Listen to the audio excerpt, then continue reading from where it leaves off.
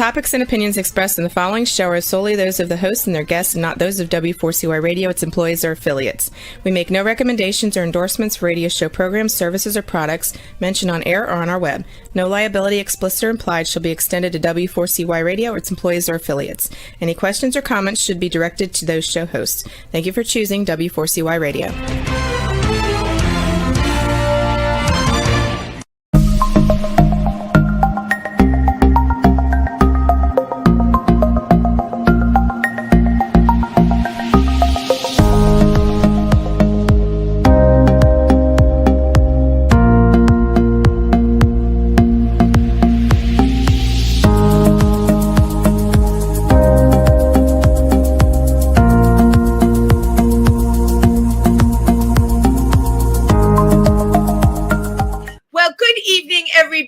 And welcome to Triversity Talk. I am your host, Wendy Stewart. It's Wendy on Wednesday, and I'm really happy to be here with you tonight. And I'm looking at my image in here. Oopsie-doo, my background fell down. Oh, well, you can see that it's rainbows, because that's why we're here. We're here for Triversity Talk. For those of you who follow us online, today you probably got our wonderful newsletter, which talks about LGBTQ history. We have a new member on our board, Kit, who has been on the show, but is absolutely brilliant when it comes to LGBTQ history. And they are so young. I don't know how they know all of this, but you'll find that in our newsletter. And we have some of our upcoming events. May 25th, we're going to have our garden party. I hope you'll all attend that. That's right in town. And then, of course, June 28th, Paddle for Pride. We have our game night in between. I know we're going to be having a movie screening, and we're still always working on our projects of painting rocks with kind sayings on them. You're welcome to drop by the center and paint a rock. And please go to our page on Facebook or look at the newsletter.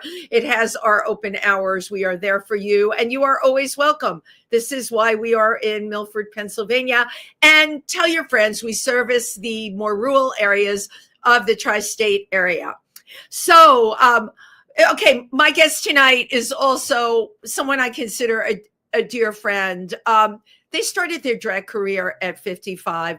That is not an easy thing to do, but with their background in drag and dance and theater, it was a no-brainer. Not to mention one of the most incredible activists that I've met, who really, really cares about inclusivity in the LGBTQ community and advocates for marginalized groups, has been involved in so many programs regarding HIV, which they will be here to tell us about. And you know what?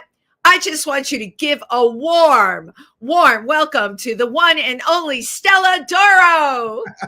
Hi, Wendy. Hi.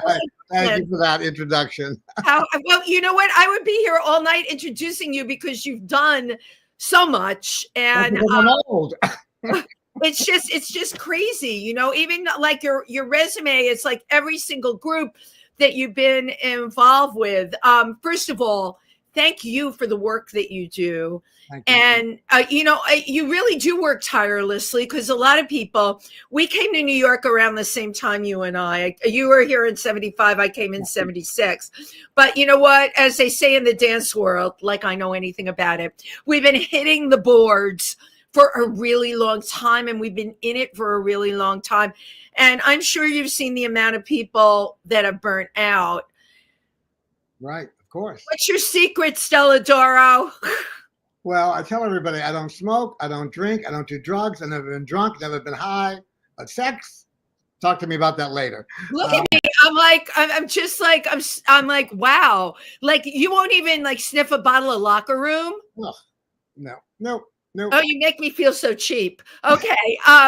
But so it makes sense, right? That your focus is on wellness, both in the mind and in the body, and you bring that to the LGBTQ community. Well, the dance helped a lot. You know, by dancing all these years, you know, Right. that keeps your body in sort of good shape, too. Right. And you studied dance in school and got your master's in it as well. Well, no, my master's was MFA? was in directing. There was no MFA back then. Okay. Is that I wrote my master's thesis on Bob Fosse and his visual design for the theater, and I became a director. So I can't dance long periods of time because I have asthma, sports-induced asthma. So when I first came to New York and found Phil Black's dance studio up the steep and narrow staircase, exactly on 50th and Broadway, I took a beginning class. Within 1 month, I was teaching advanced tap, and then I started teaching jazz there 2 months later, and I was there for 15 years teaching at Phil Black's, and that was the time when Chicago, Chorus Line, Bubbling Brown Sugar, The Wiz, all those people. All of those shows, and for people that don't know, because we came here at the same time, Phil Black's studio was the go-to place. Like if you were, taking class there or going there, that meant you were in the inner circle, and I love it. You went up the dark and narrow staircase. That's a line from Chorus Line. Yeah, exactly. I wouldn't even gone there. I was in graduate school, and I came in to this clothing store where I was. He said, "Hey, aren't you from Worcester?" He was my paper boy in Worcester. And I said, "Eddie, what are you doing here?" He said, "Oh, I'm in Damn Yankees with Gwen Verdon." I said, "You're kidding. I'm doing my thesis on Bob Fosse." So he got me in to see Gwen, and this was 74. Because they were cut short because they couldn't do Chicago because of Fosse's heart attack. So Gwen went what? Because of Fosse's heart attack. So they canceled Chicago in 74. Right. And so Cheetah went out to do her act, and Gwen went on the road to do Damn Yankees. So I got to see Gwen Verdon do Damn Yankees 20 years after she did it on Broadway. With all the people that are now in Dancers Over 40, Harvey Evans. Well, anyway, Eddie told me, "Oh, when you come to New York, come to see me." I said, "Well, where are you going to be, Eddie?" He said, "Well, just go to Phil Black's. I take there." So that's why I went to Phil Black's. And that little Eddie, my paper boy, was Eddie Mecca from Laverne and Shirley. Get out. The little paper boy was from Laverne and amazing.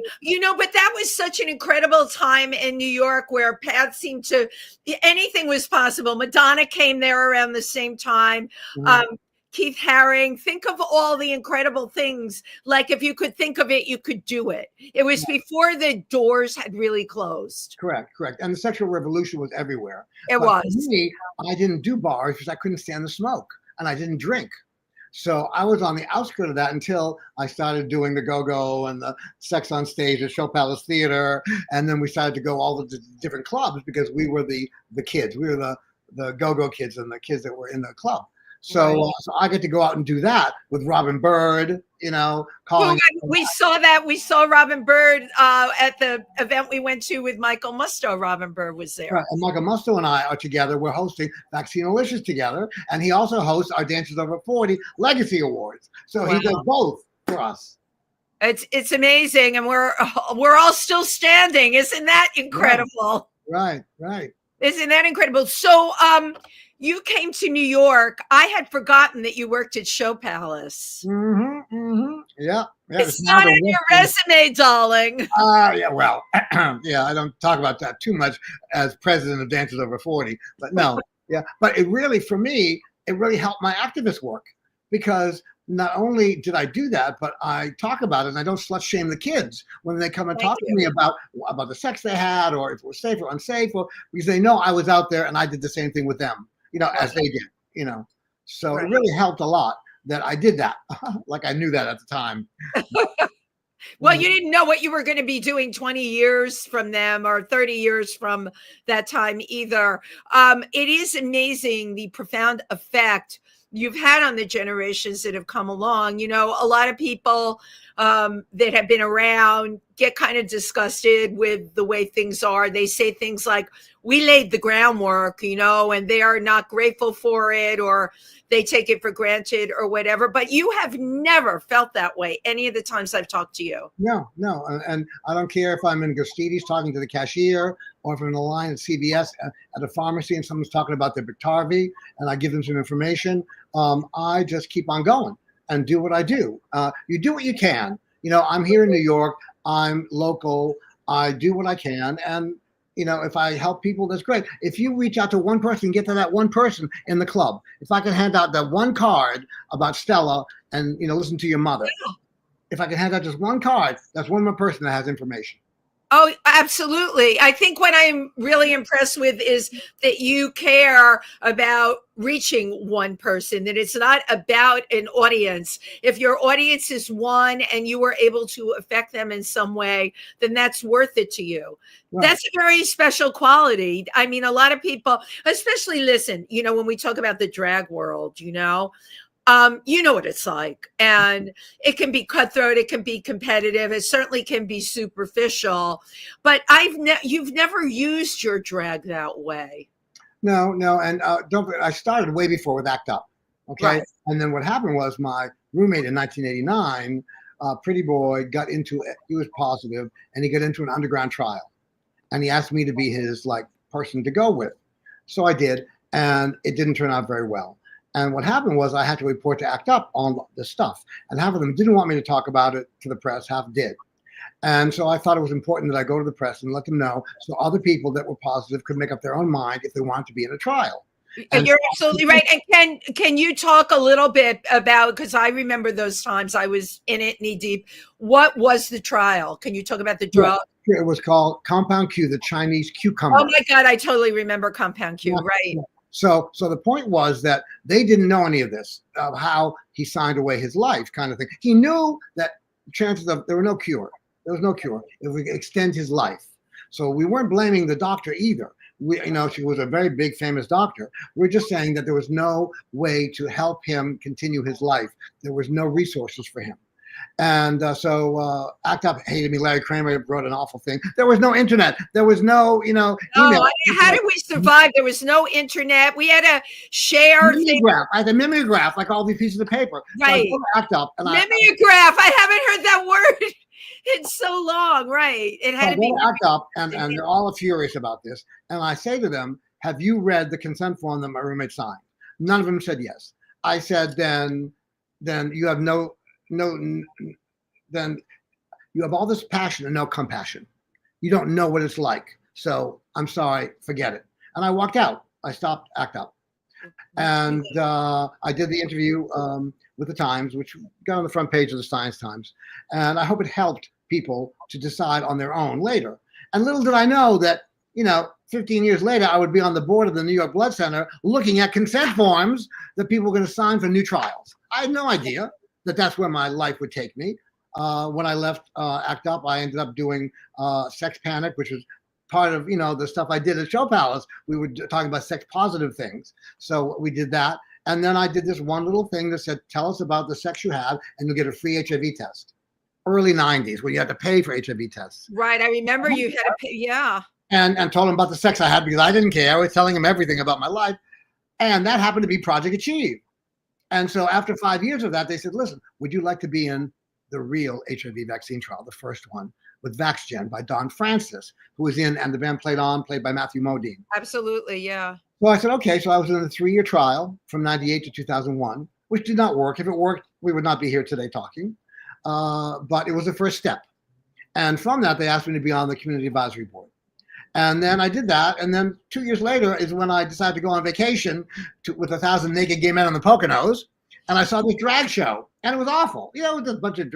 Well, hold on, because I'm going to back you up a little bit. Because, Triversity, we're located in the Poconos. So where was the drag show? Well, it was in those camps that they have for over. Oh, like camp out. There's camp out and there's hillside. It was these had cabins. These had real cabins. Rainbow Mountain. Maybe that was yeah. And so I went backstage afterwards. I said, well, I can help you. I'm a director. I can help you next year.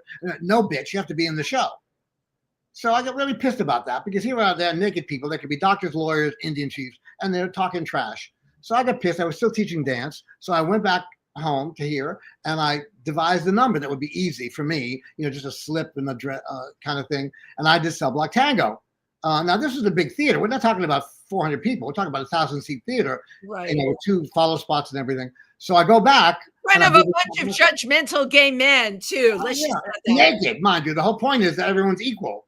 Right. So I get there, and they did not expect me to come back, nor did they expect me to win, because they already had a pretty boy ready to go. Right. So when I did the Cell Block Tango, I won. and I won the trip to Puerto Vallarta. I was Miss Lace, right? Get out! How totally cool. So afterwards, there's an after thing where they meet you and greet you. You're the winner. And they also, what are you doing next? Where can I see you? I said, no place. I have nothing. I had one wig. They did my own makeup. I had never name. Your first shot out of the bag doing it. Yeah. And so the reason I kept going is one guy came up to me and said, where are you going and stuff. And I said, I'm done. I'm finished. And he put his hand on my shoulder and said, don't let Stella die. Wow. And it really freaked me out, until I understood I made him happy. And then that old saying about people aren't going to remember what you say, they're not going to remember what you did, but they're going to remember how you made them feel. Absolutely true. So that's why I started up. And my friends were, oh my God, you're already a clothes horse. Now you're going to buy the dresses. Now you need all of the dresses. And that's when therapy opened at the exact same time I started drag right near me, because I'm very nearby therapy, which is on 52nd, which is now. Oh my God, it was meant to be then, right? They opened up a club for you in your neighborhood. The first time, and I go, oh, this is too, all young kids. I do my one chair, not 6 chairs. I do Cell Block Tango, and I win. And the hostess is Allison Tilson, who I love dearly. And Allison would give the mic to you and say, so what are you going to do with your money? You won $100. And I said, I'm on the board of the New York Blood Center for Project Achieve and the vaccine trials. So she said to me with a microphone, so you're the queen of vaccine. That's where you got queen of vaccine. Had she not said that, we would not be talking here again either. I had no idea. I'm glad all these things happened. Otherwise, I wouldn't have had a show tonight. Okay. So then I went back to the board and I said, do you go out at night to talk to the kids? They go, no, they're too drunk. And so then I said, why don't you get a card? Why don't you, use a card to give the kids? They may be drunk that night, but they'll have it the next day. And then we devised a show, Vaccinalicious. So we started that in 2005. And we're now in our 20th anniversary doing the show, which this is the original ad. Unfortunately, Peppermint is there. And unfortunately, over here is a lovely Jiggly Caliente. Wait, hold on. I need to see it. Oh, you're kidding. Jiggly Caliente is on that flyer. Jiggly my God. was in our first show in 2005. She was always there for us. Every year she could be there. When she was in town, she would do it for us. Right. And for people that don't know, a lot of people don't know who Jiggly Caliente is, especially if you're not in New York. Was which season on RuPaul's Drag Race? Which one? I believe. Season 4. Right. And All Stars 10. No, not 10. All Stars. I forgot what number All Stars. She was on All Stars. They just passed away. I mean, they got a leg infection and then gone. Yeah. So we were about to do the ad. I mean, we had the ad already, and so now we have to change the ad and put Richard JMV up here. And Tina Burner may show up because she's in the new All Stars. So Tina Burner is great. Yeah. So when Tina can come, she'll come, and some other people will come if they can because they don't want to commit without getting paid. I understand. Well, that getting paid in drag, that's a big thing, right? Oh, absolutely. But volunteering. I had one friend who you probably know. Do you remember Epiphany? Epiphany's full name was Epiphany She Get Paid. I thought that was the funniest drag name I ever heard. Right. Back then, we didn't care about getting paid. And plus, I was an activist. So I was doing it for a cause. Right. For your cause. Yeah. So I'm more from ACT UP to GMHC to Sex Panic to New York Blood Center. And so I took the activism and used it in Stella Doro. Exactly. But you didn't use it for your own ego. You're using your drag. It's a wonderful vehicle to reach people because, there could, if you were not in drag and you go into Barracuda or where you're not going there anymore because you're over 50, forget it. Huh? You're over 50, forget it. You walk in there as a man, forget it. And I walk into Stella. Oh my God, Stella. Right. And the whole persona of Stella, I have to tell you, you're one of the nicest people. When I walk into the Glam Awards or any of the events and I see you there, and you and I both know a lot of people, I inevitably end up hanging out near you because you just, and you know what? That's what you bring to the party. Isn't that amazing? Yeah, that's what I try and do. And I network is the point because, I only do, things that I get invited to, or in the case of Barracuda and Therapy, they were all contests. I just entered a contest and won all the time. So what happened was I got to meet all the girls from 2005 till now. Of course, they've changed every week, every month. New Well- people come, so they get my information. Right. So, and I get them to be in Vaccinalicious because it is a contest this year. All stars. We have 6 contestants vying for Miss Vaccinalicious 20. Okay, so can you fill us in? Where can people see Vaccinalicious and what's the date and all of that? Okay. First of all, it's all free because Columbia University and Project Achieve are nonprofits, so it doesn't cost anything. It is on Eventbrite. If you want to put in eventbrite.com, Vaccinalicious, you can get a free ticket there, but you can walk in. Okay. It's at Red Eye on May 21st, Wednesday, May 21st, 6 p.m. to 9 p.m. Oh, and I have a damn. And Michael Musso and I are going to be hosting. Peppermint is going to be there and speaking. And we're going to show video of Peppermint and I dancing together 18 years ago doing Sisters. It's on YouTube. It's hysterical.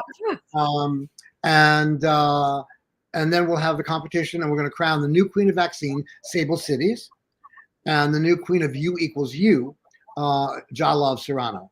So there's a lot of stuff to do in one night, but there's a lot of entertainment. And Daniel Nadico is going to be a judge, and Peppermint will be a judge as well.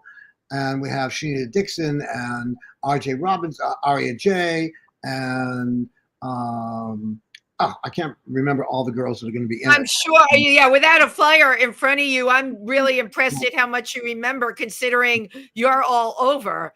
That's really amazing. Do you find, like, with the generation that's come up, like you went through AIDS, we lost everybody. Do you find with the generation that has come along since then that they hear you? I find something different. I found something different just recently. You know how things change and people come out as HIV positive, or they come out as being gay, or in trans, things have been happening. Well, lately, I've found that the young kids are afraid to disclose their status. And they've come to me to tell me, because they want the information.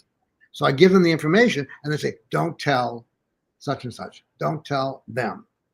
So they're more closeted about their status than they are about being trans or binary or whatever they are. Not like in New York, but being positive is still, JMB can talk about this. He's going to talk about it at our show because he's going to be speaking for Broadway Cares for us at our show, that there still is a stigma about HIV, only because these kids don't have the information to understand what's happening and how to learn about this stuff because they're 21 years old. Right, but you would think at this point, like there'd be a large amount of information out there. What you're telling me is they don't know how to get it. They don't know how to navigate. Access with the internet, and they can't access the information that they need. How did that happen? Well, how did that happen? Nowadays, you know how it's happening now, and we're directly addressing that situation. But those sites, okay, the sites of, I shall call it the administration, are not the only sites in town. And, our 21-year-olds are all very savvy. No, they're taking down the sites. That's the point. They're taking down the sites. They're taking down those sites are going down, but the sites that you and I would go to for organizations. Right. They would know those sites too. These kids are savvy, or you're saying they're not aware of the sites they can go to. AIDS Healthcare Foundation, AHF, has just opened a walk-in clinic at 315 West 51st. Okay. Wow. And no one knows about it. I mean, the general public really doesn't know. You can walk in. You don't have to have insurance. They'll help you with insurance. They'll get you a doctor. They will do testing on you, and that's in Midtown. People know about Cal and Lord. That used to be a closed thing. They had too many people. They couldn't get anybody. But now anybody knew. Now they've opened, I believe, a block of time during the week where you can just walk in. So that's a resource as well. And GMHC has always been a resource. They forget about that. They think that was ancient and disappeared. You're right. Stella, I got to tell you, you're blowing my mind with this information, because these are everything that you just named, except for the new place. Would be, if I were talking to anyone, those would be the first places I would send them, certainly not to the government websites. Right, exactly. These other sites are there, they're available. What you're telling me is we're either not reaching the kids enough, or what does it take to get that information out there? That's the outreach that we're doing for Vaccine Delicious. So you're running around giving out business cards and doing shows on stage. Right. Girl, we are like back into the 70s and 80s again. This is really mind blowing what you're sharing with me, because I just assumed, especially, you and I did not grow up with computers, internet, or smartphones, honey. You know that. Mimeograph, right. Let's go back to mimeograph. But younger people have access to so much information. And again, I'm not talking about the websites that are being taken down. I'm talking about there's so much still out there. You're saying they don't know how to access it. Correct. Are universities not giving out this information? Well, this is the other point that is political, that when you hear that universities are being defunded, right, they're talking about defunding the research to the universities for everything, not just HIV, for cancer. No, I know. All these other things too.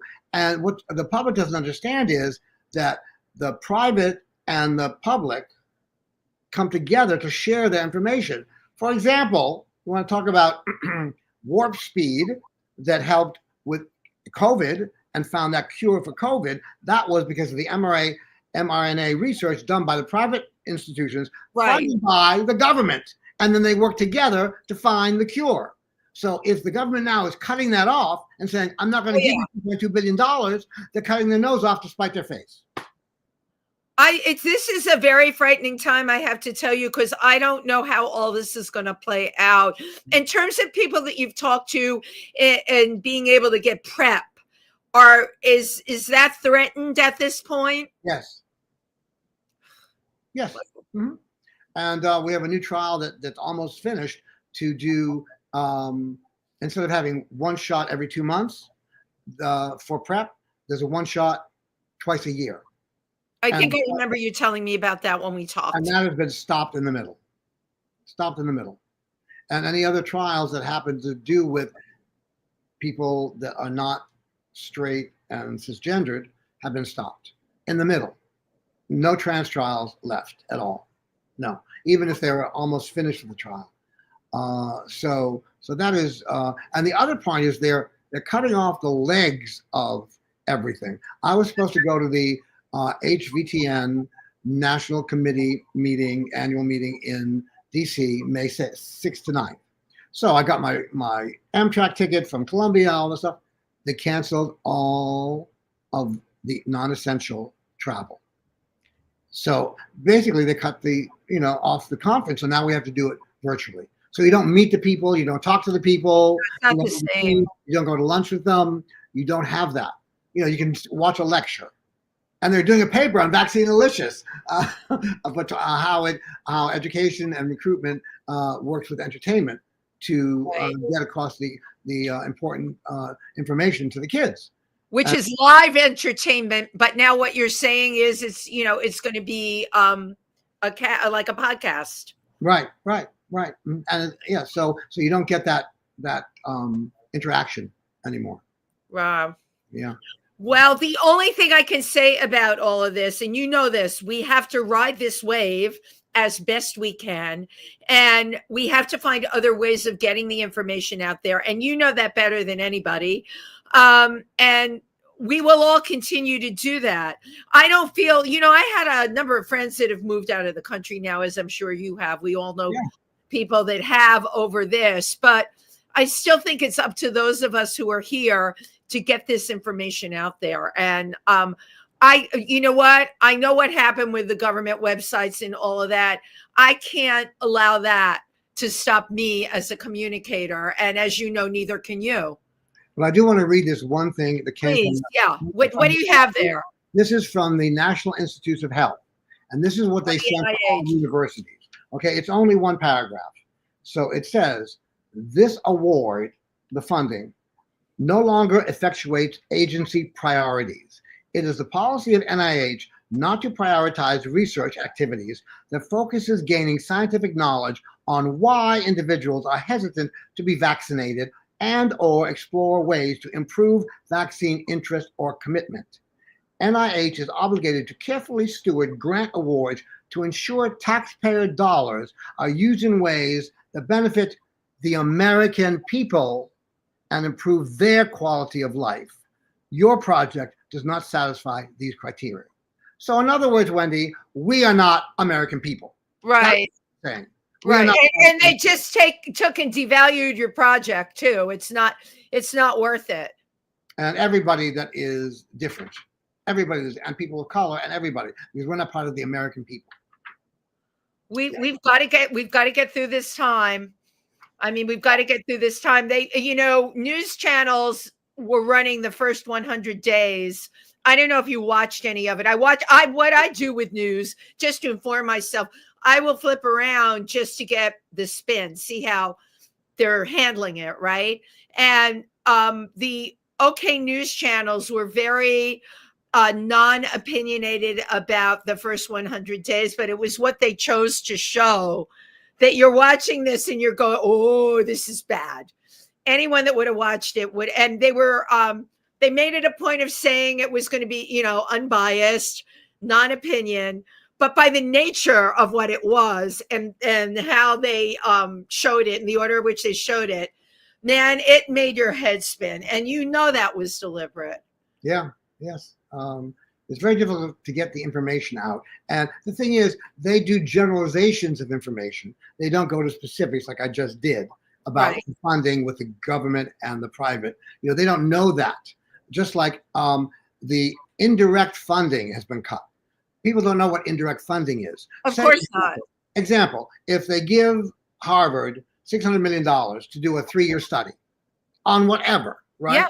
Of that $600 million, $190 million is for indirect costs, for rental, for the salaries, for the building, for this stuff's got to be paid for. It's what we call the nuts and bolts of a trial.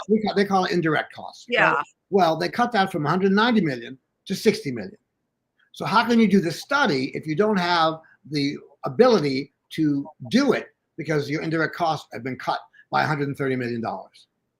So you're saying, oh, the study's still there, but yeah.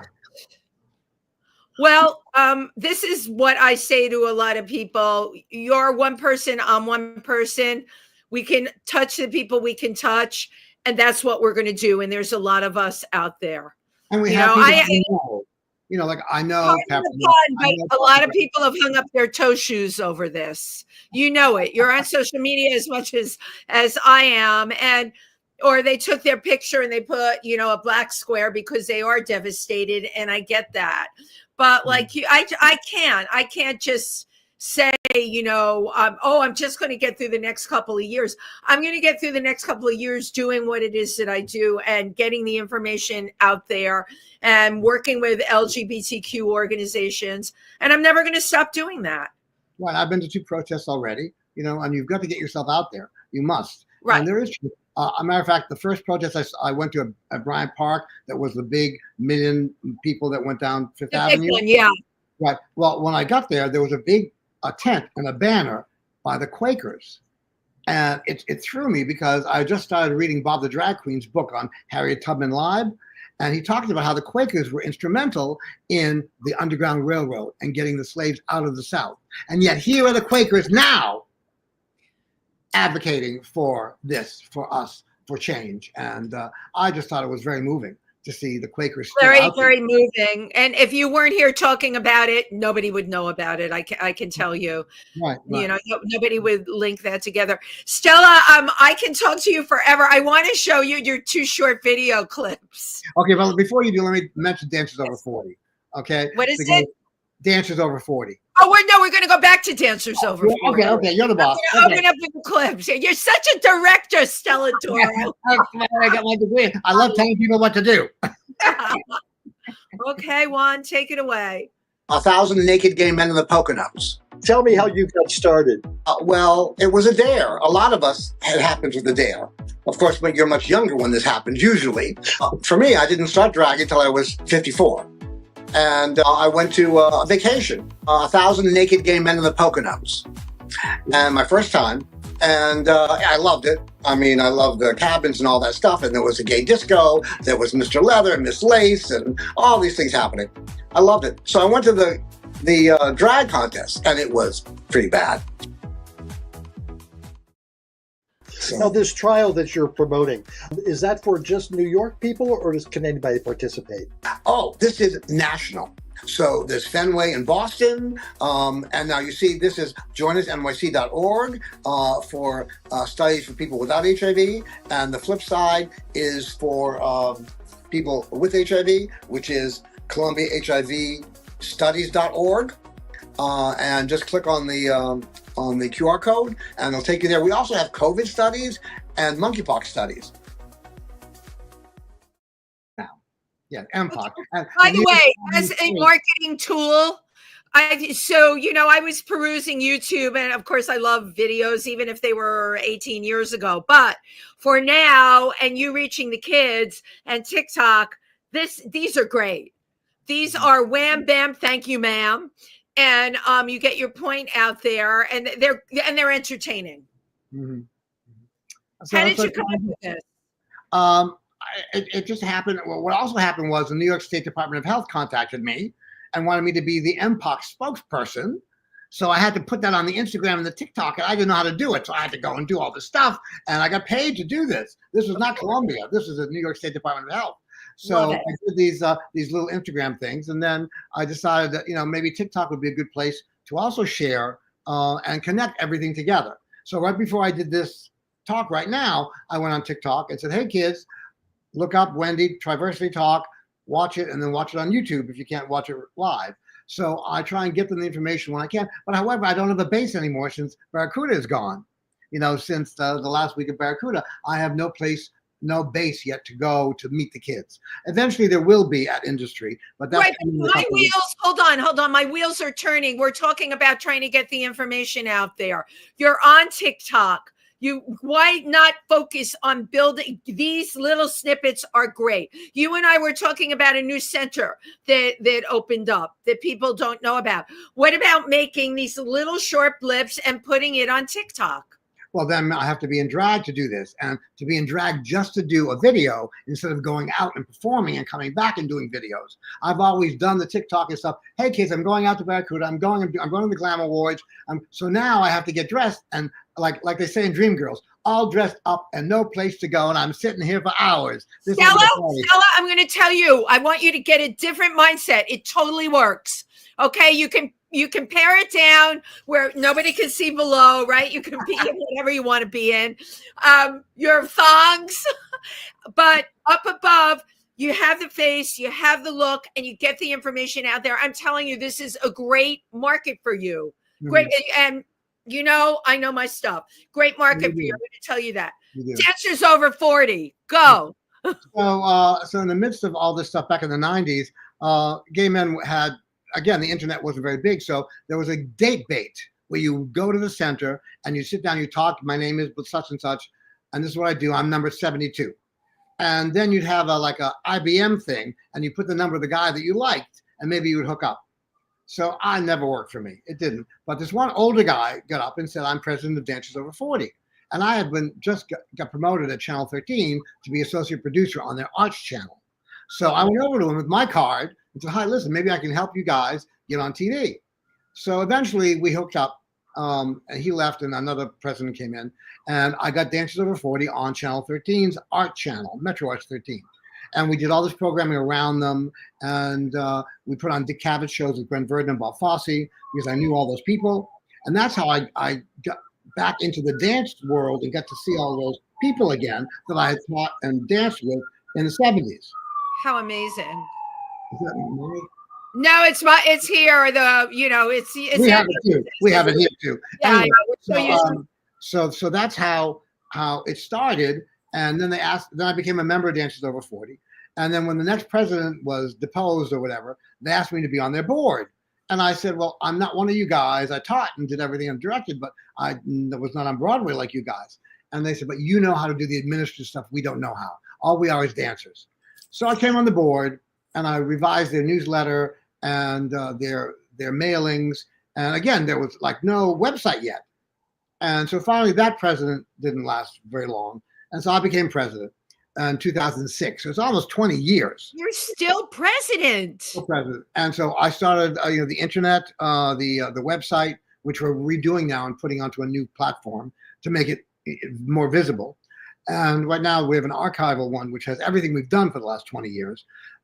So what happened was there were people that wanted to perform, people that couldn't perform, and all there were socials. So I said, why can't we combine them and have a talk, have a group where they talk about the lives they had and have some people perform and videos. So we started doing panels and performances on Gwen Verdon, Bob Fosse, Michael Kidd, Michael Bennett, Balanchine, the women.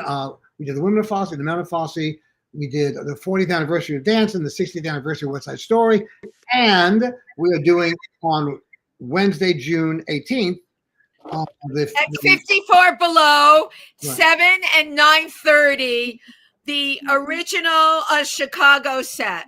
Right, the original cast of Chicago, and merged with the revival because they happen to be off on Wednesday nights. That's why we made it a Wednesday night.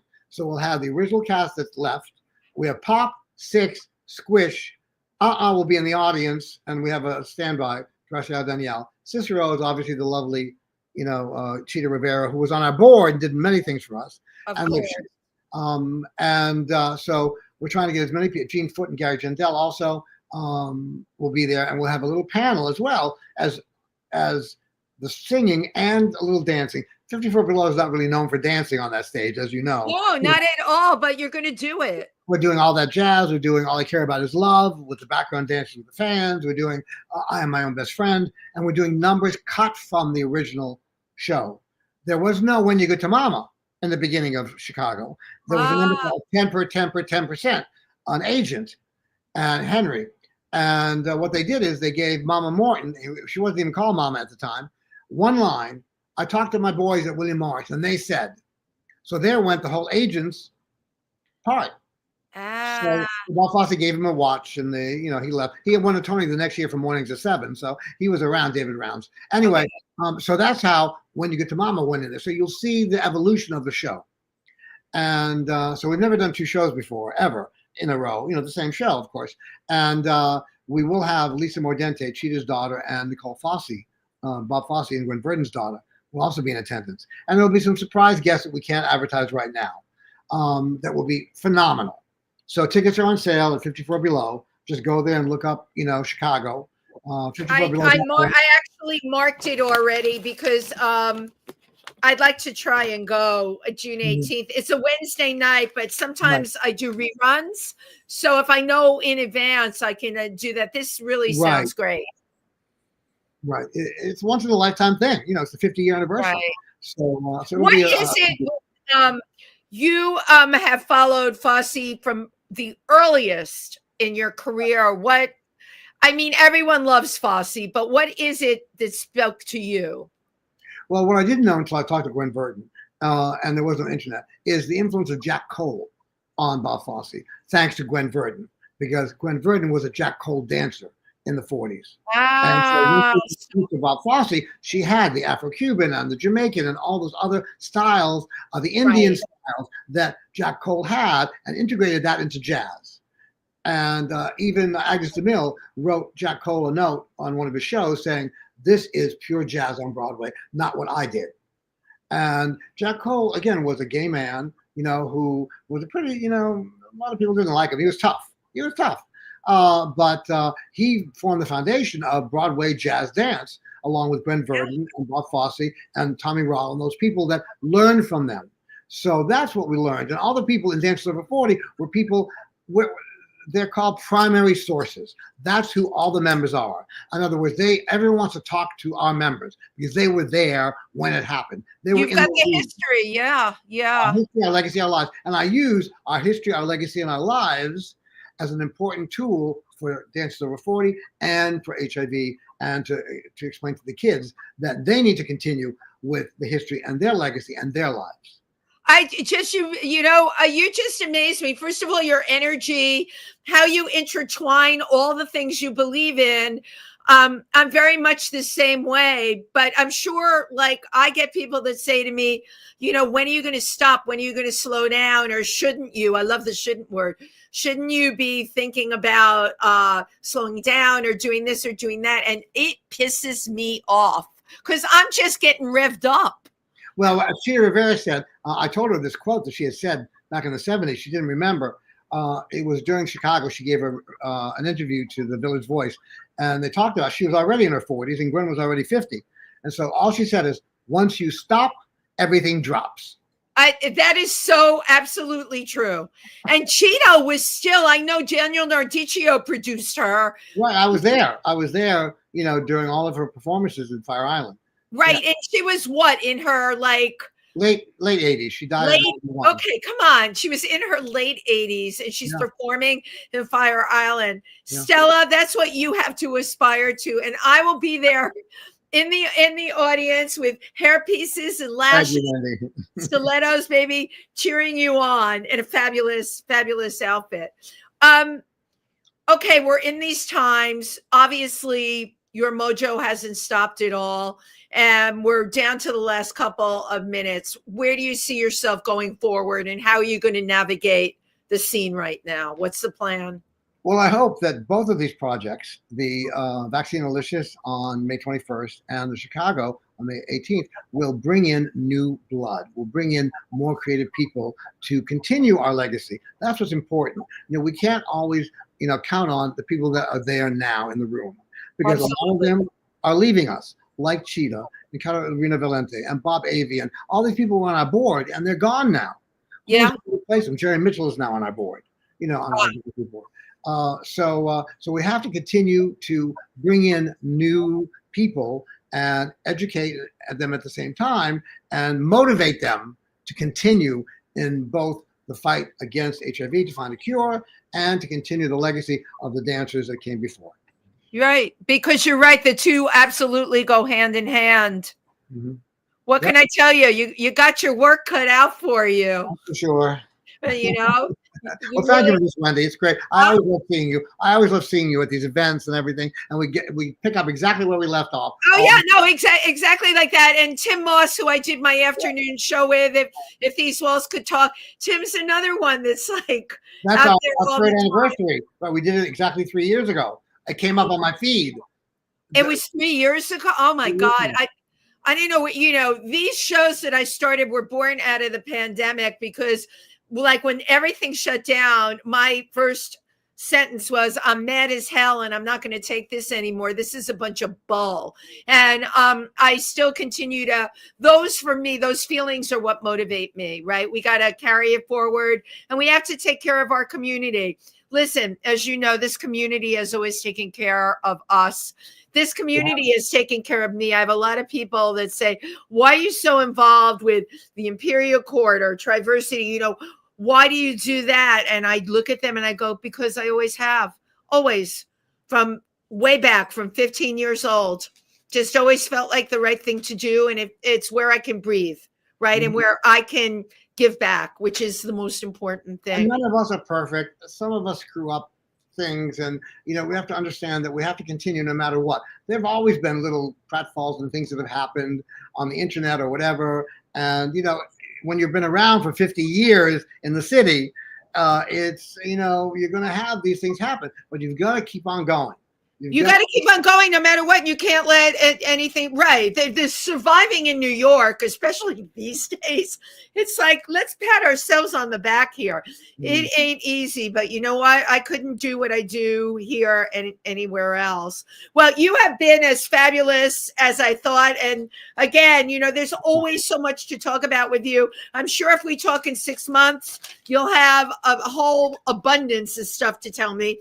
I always like to take a picture at the end. So look in my camera. Cheese. Cheese. My dog is licking me. I hope you see. He's like, and you know, I feed him before I do the show so this doesn't happen. I think he just wants attention. He wants 1,000 naked men in the Poconos, Stella. There we go. All right. Thank you, my love. Good luck with everything you're doing. And yeah, I'm going to try and make one of these performances. Great. But please keep up those shorts that you're doing. I'm telling you, I'm instinctive. You are onto something. They're great communication. And on that note, I love you. Thank you. And thank you to everybody who tuned in tonight. Goodbye. Bye.